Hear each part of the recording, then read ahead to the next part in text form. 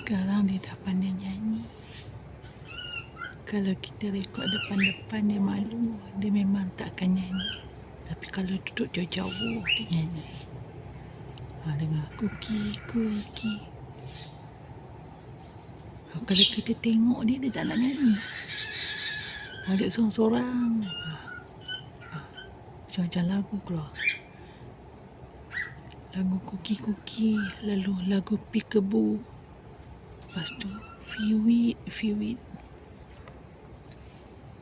Carola lalu, dia akan buat Fiwit. Kalau ada orang lalu. Comel sangat.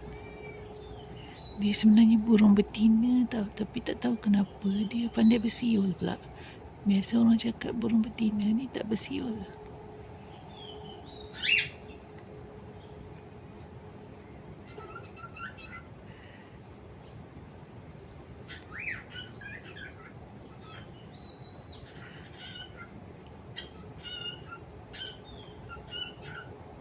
Okay.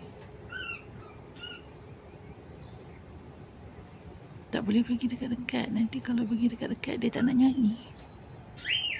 Lagi jauh je lah dengar.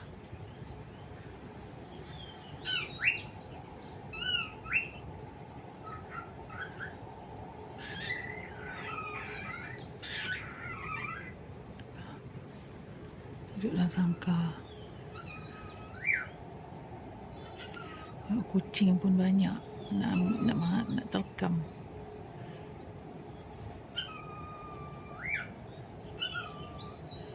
Peekaboo.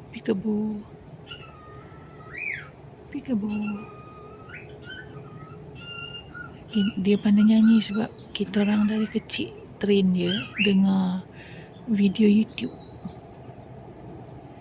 Bila dengar video YouTube tu, dia lama-lama dia ikut lah. Lama jugalah, ni dah umur dia dalam 6 bulan. 6 bulan macam tu lah umur dia. Pandai. Nyanyi kuki-kuki.